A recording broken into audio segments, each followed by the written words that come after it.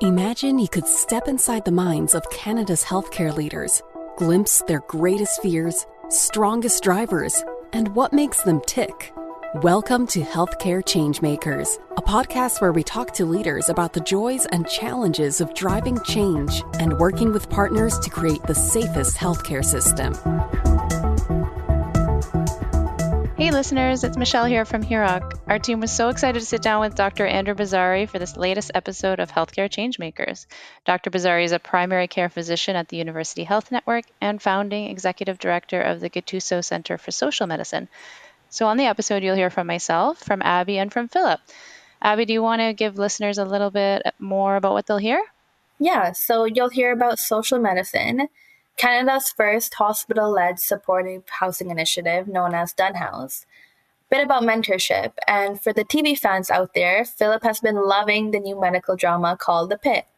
He couldn't resist the urge to chat with Dr. Boozary about it, and after we stopped recording, Dr. Boozary tells us he's a fan of a show called The Nick, a hospital show that aired in 2014. We're going to dig up some past episodes. I can't wait to watch it.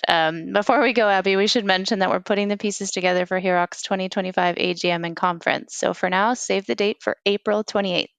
And now on to the episode. Hi, Dr. Boozary. Thanks for being with us on Healthcare Changemakers today. Thanks so much for having me.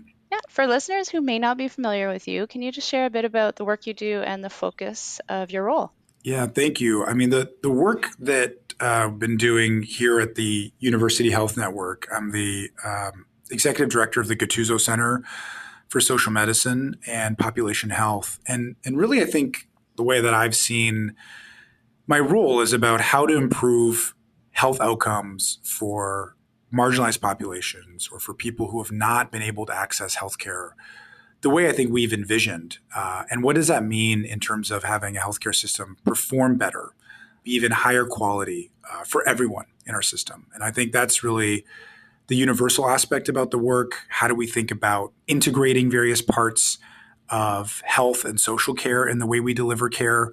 And I'm sure which will be a theme of the conversation today, how do we recenter humanity in healthcare for those of us who work in the system, for families, for caregivers, and most ultimately for patients? That's a very big challenge that you're taking on, and especially for this conversation today, but I really do love it. The thing I wanted to ask you next was that the field of social medicine is rapidly evolving. So what's one shift or trend that you find particularly important right now?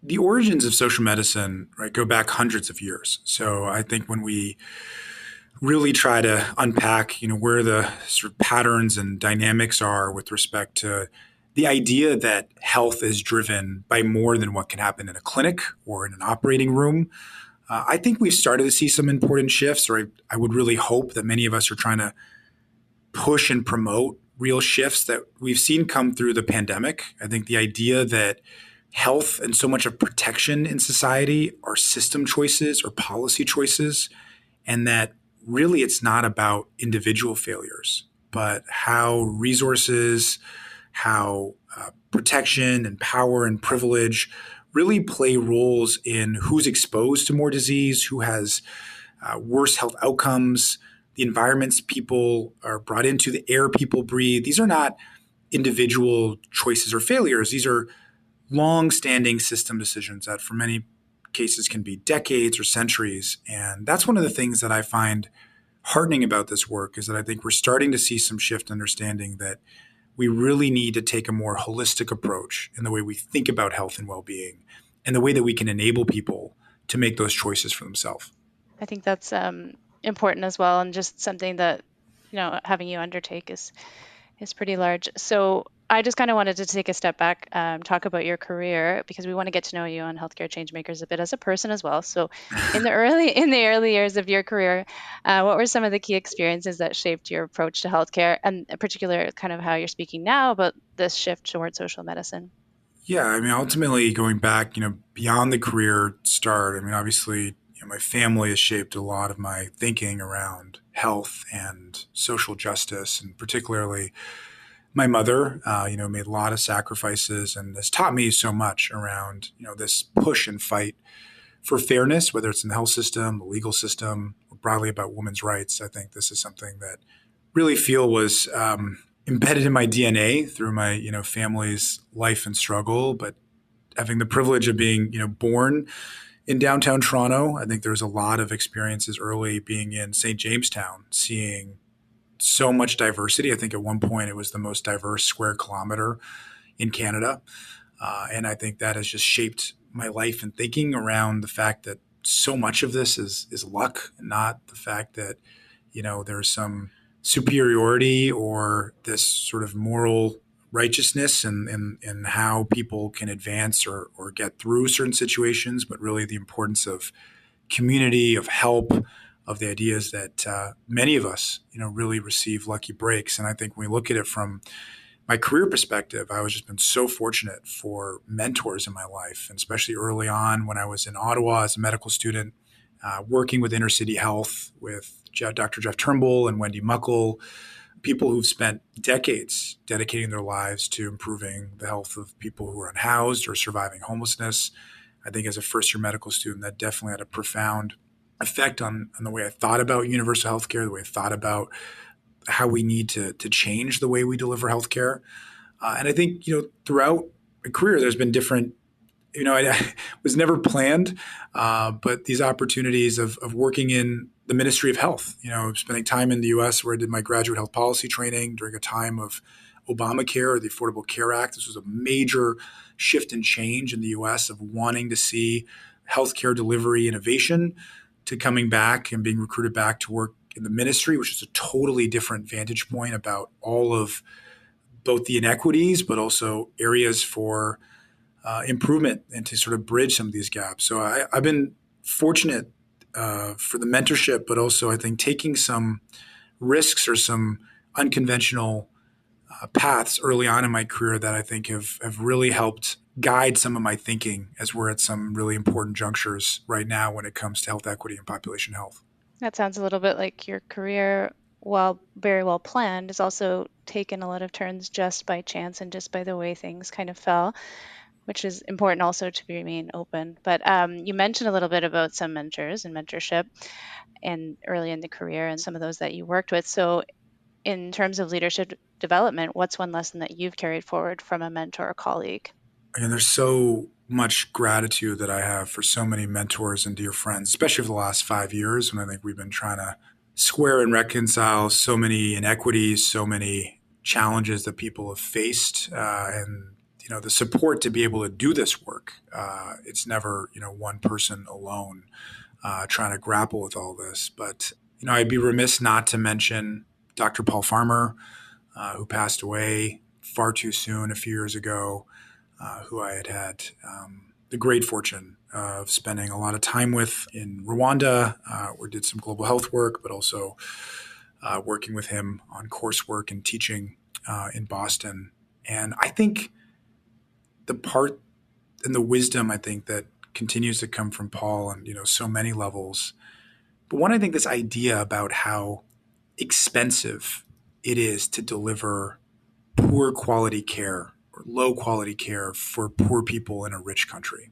And I think that is something that continues to sit with me. And obviously one of his most known sayings, and I think real lessons, is the idea that some lives matter more than others is the fundamental issue or injustice that we face in the world. And so I think having that, carrying that with me in the work and knowing that this is a long arc to try to bridge many of these injustices, I do try to hold on to that more and more, knowing that it's only been, it continues now to be a few years that we lost Paul, but obviously, his work and I think his philosophy and his wisdom stays with so many, across the world.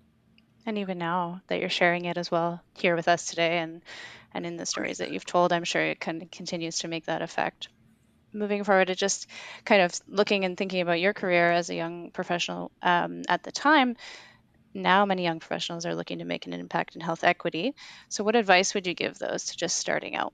I think it's a great question because I think the realities are there is no shortage. And to your question being about health equity, unfortunately, we are now dealing with compounding crises from climate change, what we're seeing happen in California in the most tragic and horrific way, to what we've seen play out for elders and seniors in long-term care. We see play out with people accessing primary care, can't access primary care. Lots of the decades and centuries of systemic discrimination facing people and continuing to drive what we talk about today, worse and worse health outcomes. I think my advice would be, whatever it is that compels you or speaks to you on this issue of health equity, to really just pursue that. I don't think there's any way to try to game the system of thinking, what's going to be the health equity issue du jour? What's going to be the trending issue or topic? I think whatever it is that grips you, that you lose sleep over, that makes your blood boil, whatever it is that you feel this sense of injustice, to not lose that feeling and energy and to pursue it however you can. And I think, again, as we mentioned, it's to have, mentors. So many mentors have been able to help me, unpack these feelings, these ideas, these strategies of how to try to advance this work. Being able to connect with, peers about what can be done to try to mobilize. But I think there's so much that's happening that you can understand how people can feel a bit numb, that you can try to shut down or try to think, quote unquote, hyper strategically. I would urge to push against that and say, what is pushing and pulling you? What is it that you feel is fundamentally unfair? And then I think, all of the other elements of the work, as people who are young professionals who are serious about this, want to learn more, will fall into place, or you'll make it work into place with the dedication and energy that you have. So that's where I've been so heartened to see that, and continuing to teach and teaching undergrads to folks at the graduate level, that there's such a sense of justice, of what people of integrity that young people do not want to see lost or actually want to see redeemed. And I think just trying to follow that as authentically as you can, to me, I think hopefully will continue to bode well for those who take on this kind of work. And speaking of authenticity and kind of carrying it through your own career, I think that's great advice for others. Just kind of what can you impact? And it doesn't even apply just to physicians, but to all types of providers, anyone in the field or outside of it. There's something that everyone can kind of be passionate about. So before I pass it to my colleague, Abby, I just wanted to kind of transition a little bit to talk about UHN, where the idea of social medicine has grown significantly. So how did the program that you're in take shape, and what was the catalyst for its development?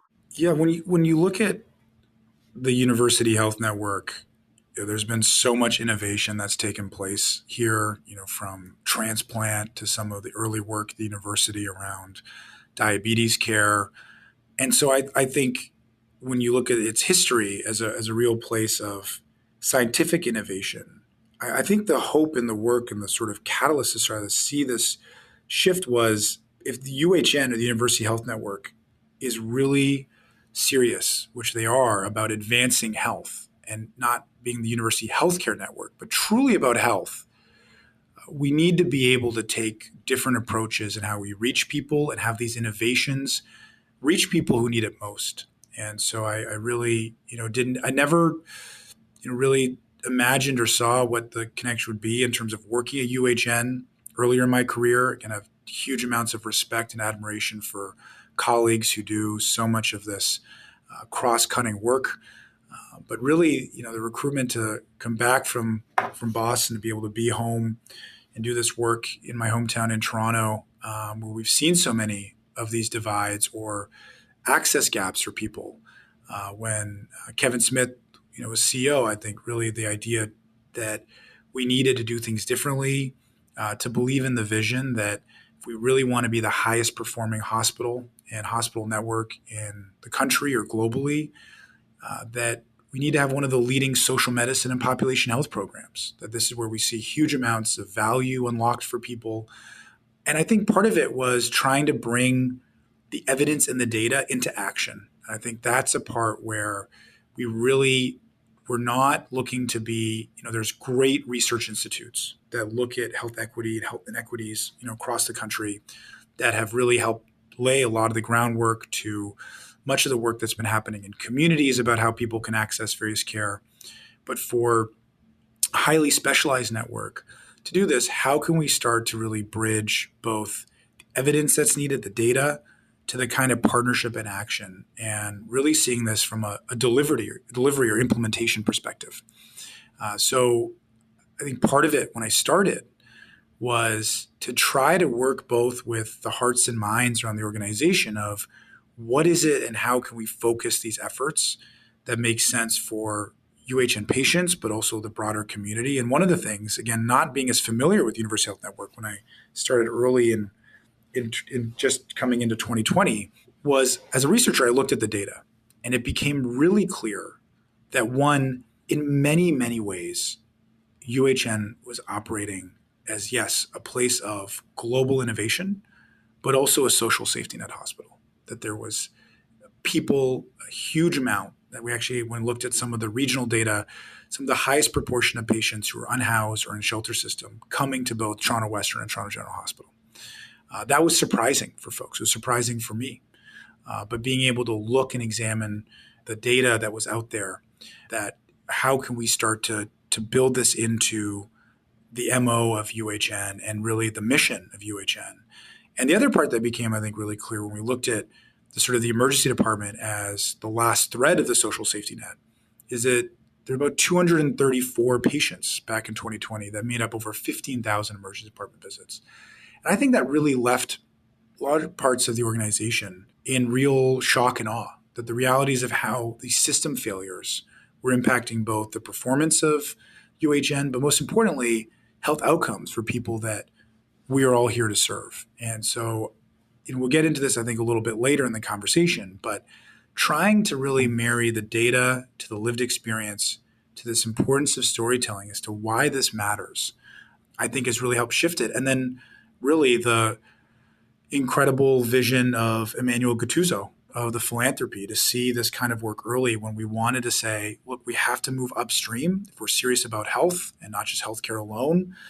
And then being able to read commentaries or articles about the decision very early in our mandate for social medicine to dedicate public resources to housing for people who were cycling in and out of emergency departments with nowhere else to go. So I think there's really a confluence of leadership, of people, of data that came together, I think, to help see us at the place we're at, but obviously a lot more to be done. Thank you. Yeah, I'm going to pass it to my colleague Abby now, who's going to ask you a few questions, and just, I guess, we'll get more into the Gattuso Center of Social Medicine and kind of what's happening next. So go ahead, Abby. Yes, hi. It's so great to meet you. I've been enjoying listening in on the conversation so far. So since we're on the topic of UHN, Dunn House recently launched as Canada's first hospital-led supportive housing initiative. So can you walk us through how this model works and its early impact? Yeah, for Dunn House, which has just opened up now a few months ago, this took years of work. I mean, really the initiative started in 2019, 2020. And the idea around this goes, as sort of following the thread of this conversation, is that housing and health are inextricably linked. So when you look at the data, we talked about some of the utilization data, that there's a small cohort of patients that make up a lot of emergency department visits, not because they want to be there, but because if they have nowhere else to go, or that their healthcare conditions are really worsening. That's an element that we knew had to be addressed differently, and that there needed to be different interventions to try to interrupt that cycle, that sort of doom loop that continues to play out for people on a daily or nightly basis.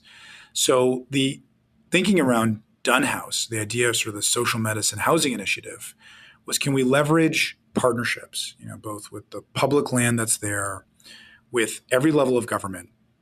So UHN dedicating some of the land, with the City of Toronto, to bring in an investment from the federal and provincial government to build a 4-story, 51 housing unit structure for the first time for people who were unhoused, like we talked about.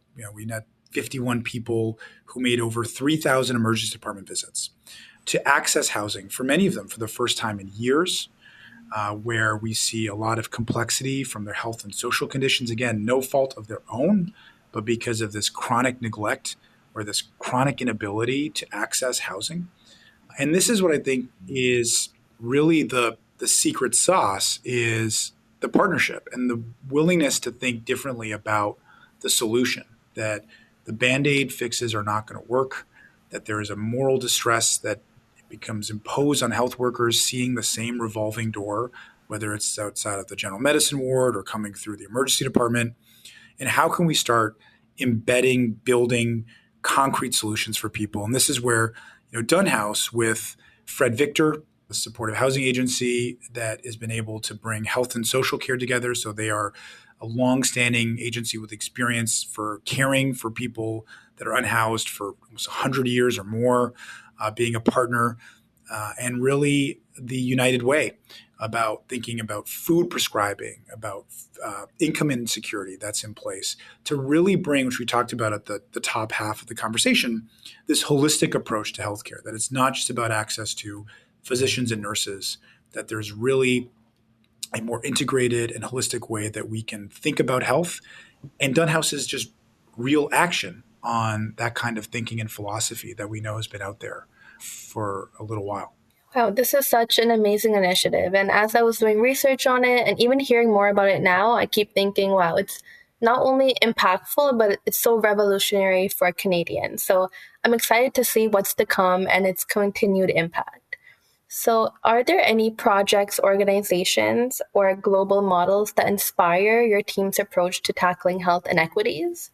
Definitely. I think when you look at the work of social medicine, again, as mentioned, this has been in place for hundreds of years. There's been leadership and real innovation in social medicine and community health in this country for decades to centuries.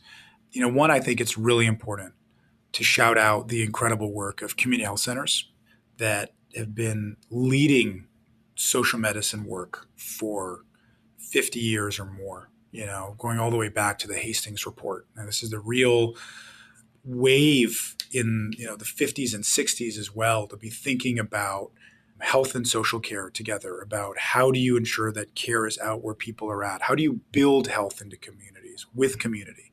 And so I am just a huge proponent of the community health center model. This is work, across the country that has helped save lives. And, more locally, of course, been really fortunate to work with leaders like Angela Robertson at Parkdale Queen West Community Health Center. And, there's so much CHC leadership. And I really hope it's a model. And I really continue to advocate for it as a model that we need, not only for primary care, but for improving community health out where people are at.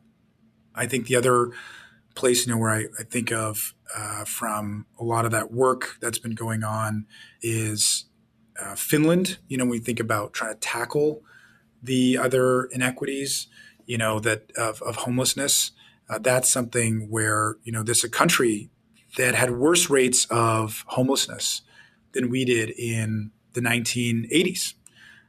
And that coming into it, they actually had a huge amount of homelessness, of real political challenges. And they now, in 2025, we've gone in almost completely different directions in Finland. And we have seen now a homelessness crisis at a rate that has just never been here before, to where Finland is close to eradicating chronic homelessness. So I think they're really a global model. They show that this can be done, and that does not mean you cannot start from a place of crisis, which they did. They actually had lost people to the harsh Finnish winter, given how many people were unhoused.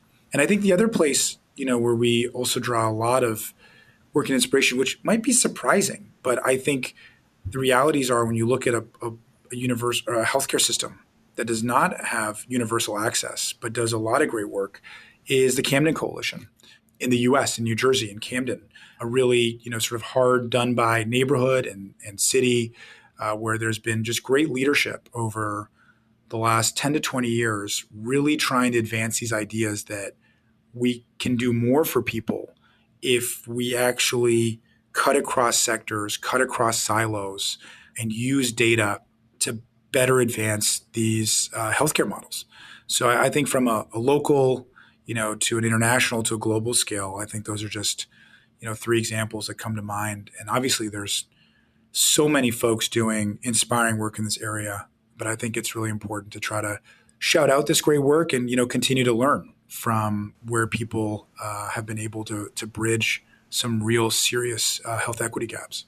Yeah, so important. And I'm sure those listening will be drawing inspiration from everything you just mentioned. And we'll be linking the people and the organizations you mentioned in our episodes so listeners can learn more about it. And lastly, as a healthcare provider who pays close attention to patients while in care and after they leave your care, I imagine this can get overwhelming to constantly have on the brain. So how do you prevent burnout? I wish I had a silver bullet answer for you. I know that it's a major issue, understandably, for health workers across the country. I think that many of the things that people talk about, I think obviously you try to do, whether it's about protecting sleep or self-care, and obviously I think having a support network of people you can trust to talk to about the things that you see or the challenges of you're trying to overcome for patients and communities is really helpful. But I think one thing, to be completely honest, that I'm not necessarily beginning to embrace, but I think has shifted, is I think earlier in my career, I felt that, the sadness and grief that comes with this work was somehow my own, failure, that I wasn't, protecting myself enough, or, that there had to be different ways to kind of ensure that there's the self-care. But I think the realities of this work, being really immersed in preventable and avoidable deaths that take place daily, is that you will feel some sadness and grief. And I think the part that I'm trying to learn is, how do you hold some space for that amidst everything that's happening? A dear colleague we mentioned, also listed that having hope is a privilege that, is denied many of the people that we serve. But I think being able to not see your own emotions or the fact that there is grief and trauma in trying to push on this seemingly Sisyphean push, that it's okay, that you can hold space for it, that it can allow you to connect with the people you work with, that you work for. And I think that's kind of where I'm trying to have that help prevent, some of these feelings of despair or burnout, is that understanding that this is part of the work, and how do you hold and create space for some of it? Because trying to deny it or push it out or discount it has its own downsides as well. Wow, I really appreciate you answering this so honestly. And I'm sure people listening will relate to your answer on holding space for even the hard parts of being a provider. And that sometimes preventing burnout is more about the understanding and the accepting. So thank you for that. I've been loving this conversation. I'm just getting so much of it. And I'm so appreciative you mentioned Dr. Paul Farmer. I know Dr. Paul Farmer through a charity I worked to many moons ago, many years ago, and he helped actually build a hospital that we were raising funds for in Haiti.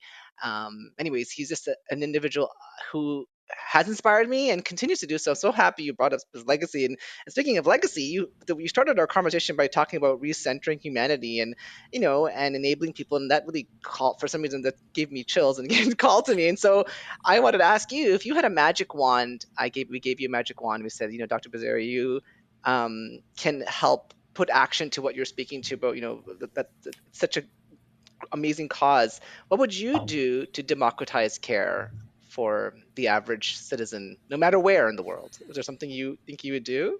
Well, thank you for the comments about Paul, and thank you for everything you've been doing to fundraise and all the work that you do. I mean, I think, I love the idea of magic wands, and I wish, people like Paul and all of the saints that, work amongst us and that we look to would have more magic wand time. I think for me, on the reality, the piece is that if it's to a decision maker, I think it's to be clear, we don't need a magic wand. Mm-hmm. We need real investment in people, and that we can see magical outcomes. Yes. If we actually dedicate that focus. And it goes back, to what Paul had said. If we really do treat every life equally, if we are clear about the fact that we, need to see some changes both in our, we talked about the shift. Well, we need to stop putting the onus on individuals and blaming them for bad health outcomes when people are born into staggering conditions, into terrible outcomes from the beginning. And so I think to me the shift would be, or if it's a, sort of a wand of focus or investment, it would have to be in eradicating the pathologies of poverty, which we can actually do. So whether that's through basic income, whether that's housing for all, what continues to drive me up the wall is how we will blame people and shift all of the focus into individual failures, as opposed to examining where and how we are investing as a society, as a collective, if we're serious about wanting to advance health for all. And so that means, housing as a human right. That means ensuring that we are addressing the pathologies of poverty. And look at the evidence around the world. The outcomes are magical. You start seeing shifts, disparities disappear, neighborhoods have higher net health and well-being. And so to me, I think it's just really being dead on about what needs to be done, what the evidence is clear about, but really having the political will to do it. And that's what I think continues to be the major disconnect. Okay, in 7 years, we've asked that question to a variety of people, and you're the first person in 7 years to reframe it in a way that's like, wow, this is not, it's not rocket science. We can do this, and it's just about, like you said, it's about that real investment and just thinking differently. Wow, again, you gave me chills. And my second question for you is, you talked a bit about, I'm so happy that Abby brought it up, about burnout and how, holding space. And my team will tell you I'm a big TV junkie, and that includes medical dramas. So I recently watched a show called The Pit, and in it they hold space for healthcare providers who are still going through trauma, and of what they had to endure during pandemic, and and other things as well. And so they've kind of focused on these few first year students in the show. And I wanted to ask you, what was a misconception you may have had in your first year, in a hospital, or working with your soon to be mentors, et cetera? Was there something that kind of like opened your eyes? Yeah, it's a great question. I think trying to unpack it in real time, it's a lot to I know I gave you a lot there. No, it's and I want to do your question justice. I think that when you think about the misconceptions, and you talked about this in terms of burnout. I guess when I started, my hope was that we would have held more space and had support for the really horrific things that people see coming through healthcare and continue to see in healthcare. And that, I think, continues to be surprising for me. When I think about all of the sacrifice that nurses, physicians, personal support workers, the whole healthcare system, and I mean that both inside, outside the hospital, put on the line for the last 5 years. I still think about the fact, when I was leaving volunteering at a long-term care home at, the height of one of the COVID waves, in a facility or a home that had lost over 82 people. You don't really train, for a mass casualty event. You don't really train for a humanitarian crisis in medical school or nursing. And when I left, I really believed, I felt it in my bones. I mean, it was, the dead of winter. It was just around Christmas. And, you feel it to where you have tears of conviction that we're not going to betray our elders and seniors like this again. And it didn't even become an election issue months later. And so many people in healthcare have had similar to even more daunting experiences of seeing people that they know did not need to die, or that we failed, or that was avoidable, it was preventable. What Paul had called stupid deaths.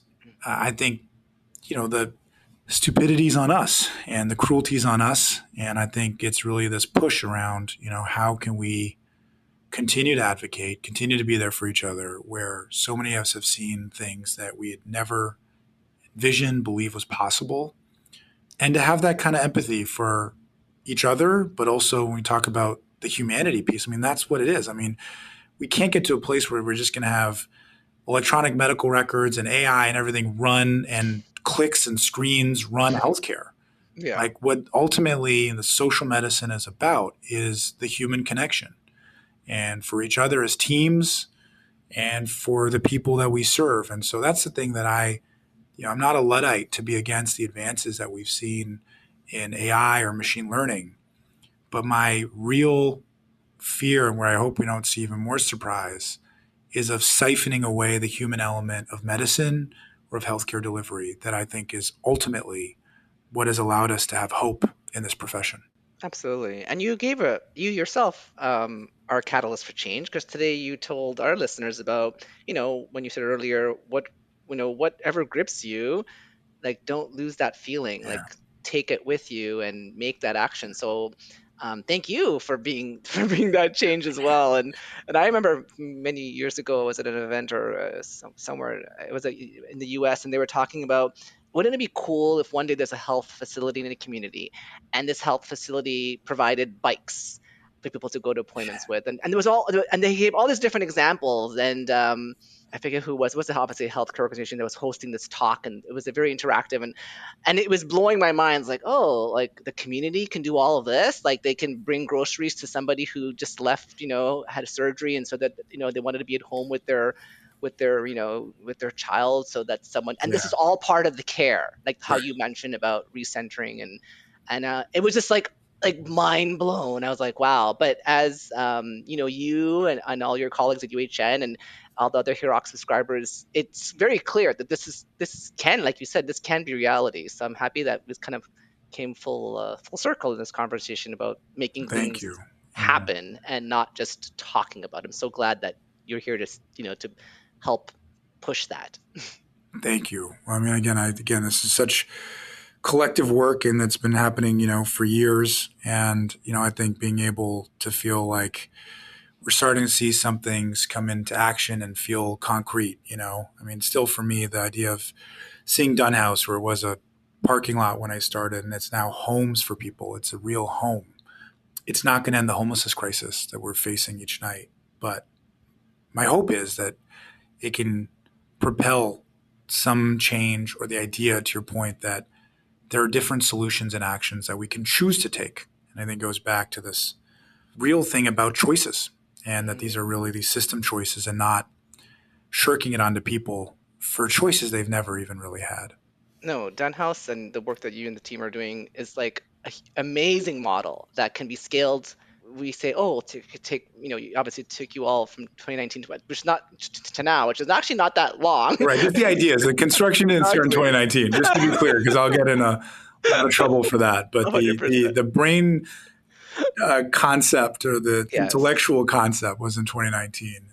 Absolutely. But obviously, trying to get this, and amidst the pandemic and everything, was a huge amount of collective work and teamwork across different organizations to make it happen. Absolutely. And that's why when we heard about it, said we need to amplify this, because it's an amazing accomplishment. And I know you're obviously being humble, because you're like, it's not, obviously it's true, it hasn't solved the crisis in one snap of a finger, but it's something that's actually happening, that's making a difference. So I appreciate it. With that said, I'm going to pass it back to Michelle and Abby for the lightning round, and hear your answers on that.